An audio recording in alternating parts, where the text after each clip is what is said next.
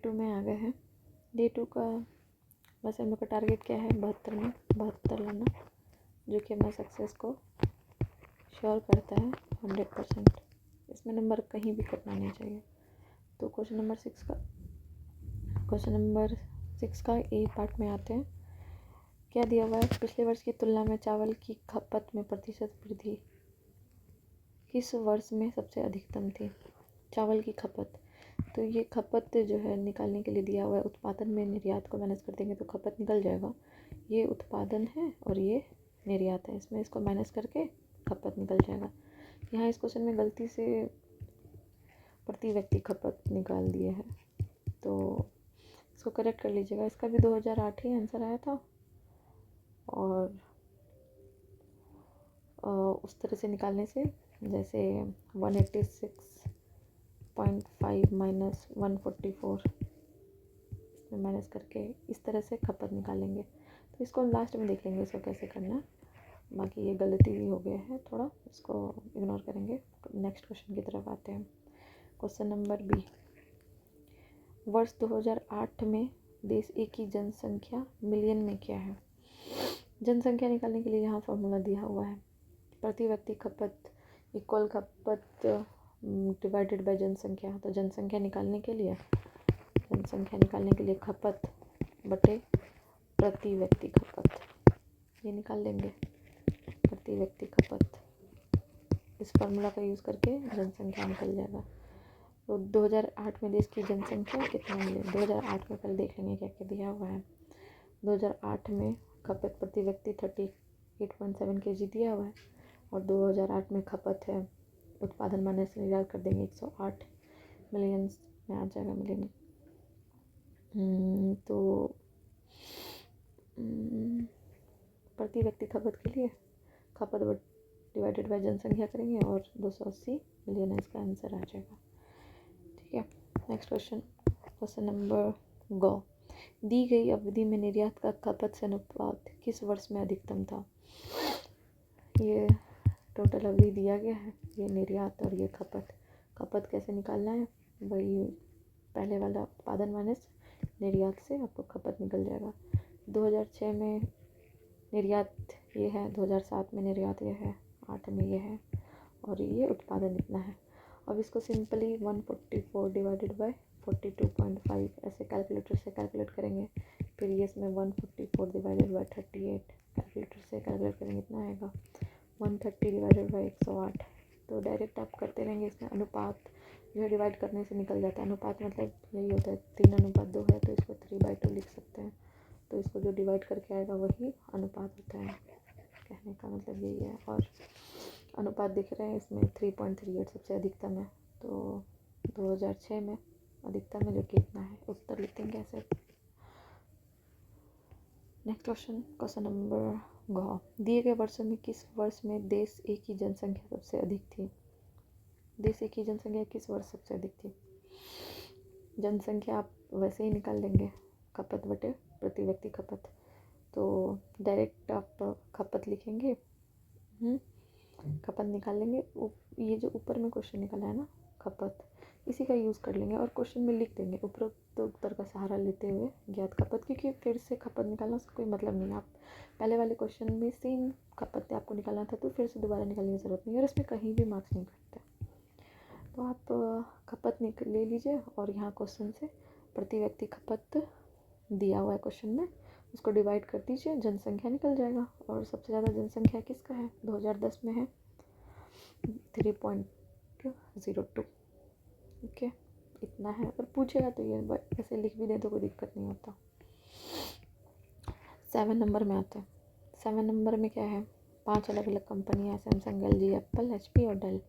ठीक है, और इसमें कर्मचारी की संख्या दिखा रही है। ये पुरुष तथा महिला का अनुपात दिया गया है। ठीक है, यहाँ से तो ये सब क्वेश्चन में क्या है, क्वेश्चन बहुत आसान होता है, बट इसमें हम लोग को ध्यान क्या देना पड़ता है कि डाटा लेने में गलत ना हो जाए लिखने में।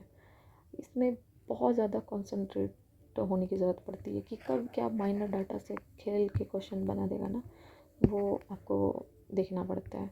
अगर आपका कंसंट्रेशन गड़बड़ा है तो इस क्वेश्चन को गलत करने के चांसेस बहुत ज़्यादा हो जाते हैं। तो आप बहुत ही सावधानी से सॉल्व करेंगे, बहुत ही फोकस्ड होकर पढ़ेंगे। तो क्या है, कंपनी सैमसंग और एचपी में महिला कर्मचारी की, कंपनी डेल और एप्पल में एक साथ महिला कर्मचारी का अनुपात क्या होगा। तो पहला क्या है, सैमसंग और एचपी में महिला कर्मचारी और डेल और एप्पल में एक साथ महिला कर्मचारी। तो इस तरह से आप टेबल फॉर्म में आपको पहले भी बताया था कि अगर एक ही डाटा निकालने के लिए दिया गया है, एक ही चीज़ आपको निकालना है, तो टेबल फॉर्म में ले आइए, उससे बेस्ट और कुछ नहीं हो सकता। सैमसंग में टोटल कर्मचारी 760 है, एचपी में 640 है, डेल में 700 है, एप्पल में 720 है। और इसका अनुपात जैसे 3:2 अनुपात होता है, यहाँ समझिए। तो ये मान लीजिए मेल है, ये फीमेल है। तो अगर मेल का पूछे ना, तो मेल का 3/5 इंटू टोटल होगा, और फीमेल का निकालने के लिए पूछे तो 2/3 इंटू टोटल होगा। ये बहुत बेसिक कॉन्सेप्ट है, सबको पता होगा। वह यहाँ पे यही है, महिला कर्मचारी अगर निकालने के लिए पूछा है तो सैमसंग में 13:6 है, तो 6/19,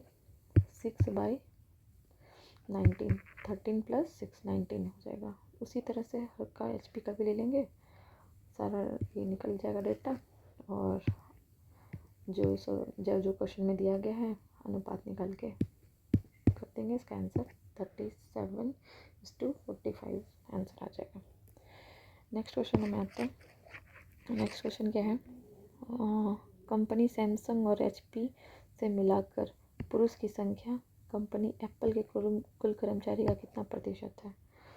तो सैमसंग में पुरुष कर्मचारी कितना है, सैमसंग में 760 है पुरुष कर्मचारी। निकालने के लिए कहा तो 13 ऊपर में और +19, 13 + 6 19 नीचे में, तो ये पुरुष निकल गया। और एचपी में 288 निकल गया।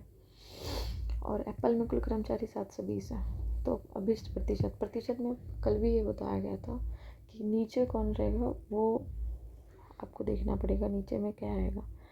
तो यहाँ आप देखिए, कंपनी एप्पल के कुल कर्मचारी का, तो ये क्या आ गया, तो ऑब्वियस सी बात है एप्पल आएगा। कितना प्रतिशत है बताया था, जिसके लास्ट में का, के, की, तुलना में, ये सब कीवर्ड्स है कि ये अगर आता है तो नीचे में वही जाता है। एक और कॉन्सेप्ट है, वो आगे कई क्वेश्चन में आएगा तो बताएंगे, वो एकदम शॉर्ट। ये सब फिर आपको कुछ भी ध्यान नहीं रखना पड़ेगा किससे तुलना हो रहा है, क्या हो रहा है। वो एकदम ऐसा है कि देखते ही पता चल जाएगा कि नीचे कौन आएगा। मोस्टली स्टूडेंट को दिक्कत होता है इधर, तो इसके लिए एक ट्रिक निकाला गया है। तो इसका आंसर ये हो जाएगा। फिर नेक्स्ट क्वेश्चन में आते हैं, क्वेश्चन नंबर गो। यदि एलजी कंपनी का 20% महिला इस्तीफ़ा दे देती है, तो पहले एलजी कंपनी में महिला कर्मचारी जो इस्तीफ़ा दे देती है कितनी हो जाएंगी। 840 एलजी में टोटल कंपनी है, महिला इतनी है, और 20% इस्तीफ़ा देने के बाद 72 महिला इस्तीफ़ा दे देती हैं, ठीक है। और क्या कहा गया है, एचपी कंपनी में 12.5 महिला इस्तीफ़ा दे देती है, एचपी में इतना इस्तीफ़ा दे देती हैं, तो टोटल 44 एचपी में इस्तीफ़ा देती है, ठीक है। तो एलजी में शेष कर्मचारी का एचपी के शेष कर्मचारी का अनुपात कितना होगा। तो इस्तीफ़ा देने के बाद कर्मचारी टोटल कितना बचेगा, 840 टोटल कर्मचारी है एलजी में, 72 इस्तीफ़ा दे देगा तो 768, और एचपी में कितना बचेगा 596। इसका रेशियो निकाल लेंगे 192:149 आंसर है, ठीक है। हाँ, ऑप्शन नंबर गो। सैमसंग और एचपी में मिलाकर पुरुषों की औसत संख्या और कंपनी एप्पल और डेल की महिलाओं की औसत संख्या के मध्य अंतर क्या है। तो यहाँ देखेंगे सैमसंग और एचपी में पुरुषों की औसत संख्या क्या है, पुरुष का औसत संख्या है, निकाल लेंगे ये है, और डिवाइडेड बाय 2 इसलिए करेंगे कि 2 मत दिया हुआ है, सैमसंग दिया हुआ है, एचपी दिया हुआ है, तो इसलिए 2 से डिवाइड किया है, 404। और एप्पल और डेल की महिलाओं का औसत संख्या का क्या होगा, जोड़ देंगे इसको 360, तो उत्तर क्या आ जाएगा 44। बहुत आसान है ये सब क्वेश्चन तो। और फिर लास्ट क्वेश्चन में आते हैं, यदि कंपनी एप्पल में वर्तमान में महिलाओं की संख्या आने वाले वर्ष में महिलाओं की संख्या से अनुपात 8:11 है, तो देखिए एप्पल में वर्तमान में महिला कर्मचारी कितनी है, अनुपात दिया गया ना 8, 8:11। तो वर्तमान में 8 है, तो 720 गुना 8/11 कर देंगे तो 384 आ जाएगा। ये वर्तमान वाला जनसंख्या है। तो आने वाले में क्या होगा, तो ये 8x का वैल्यू दिया हुआ है ना 384, तो x का वैल्यू आ जाएगा इसी से 48। तो 11x में पुट कर देंगे तो 11 × 48 = 528 आ जाएगा आने वाले वर्ष में महिलाओं की संख्या एप्पल में। ठीक है, तो एप्पल में महिला की संख्या अगले वर्ष में कितना आया, 528 आया। ठीक है, एप्पल में पुरुष कर्मचारी इस वर्ष कितना है, क्या दिया हुआ है, एप्पल में पुरुष की संख्या में कितनी वृद्धि या कमी की जानी चाहिए ताकि अगले में एप्पल में कर्मचारी की कुल संख्या एलजी में कर्मचारी की कुल संख्या के बराबर हो। तो एप्पल में कर्मचारी की संख्या इस वर्ष कितना होगा, 720 है टोटल एप्पल में कर्मचारी, और पुरुष कर्मचारी एप्पल में 7:8, तो 7/15, 336 हो गया एप्पल में कर्मचारी। और क्वेश्चन में क्या दिया गया है,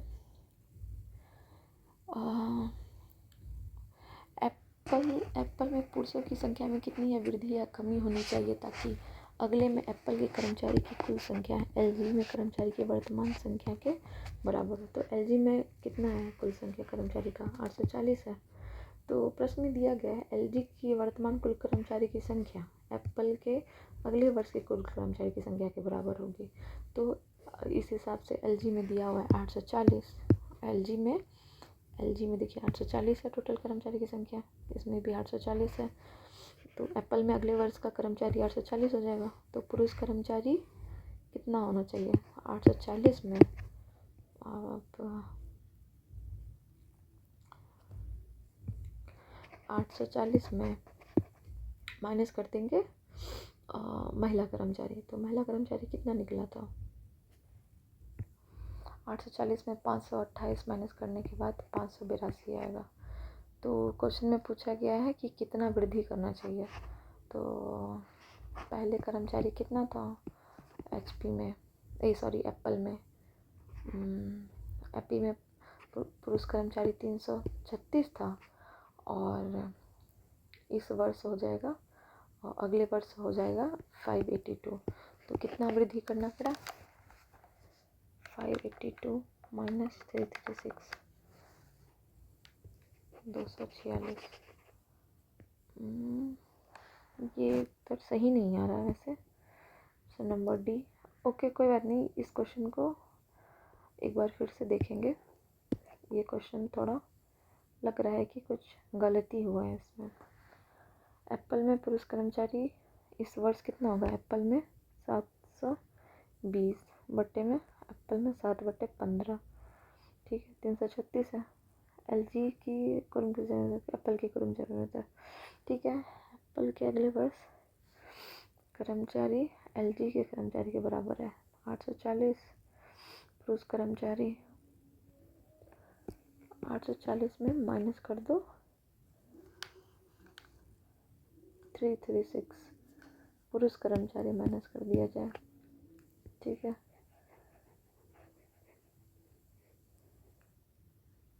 तो 504 आएगा। ओके,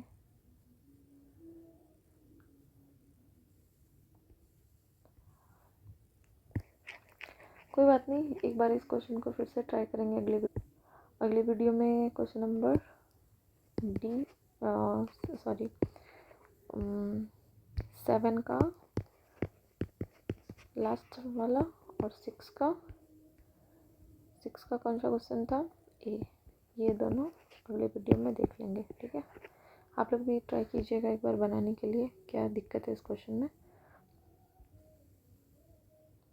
ये 7 नंबर का एक बार कोशिश कीजिएगा, या तो आंसर दिया गलत है या फिर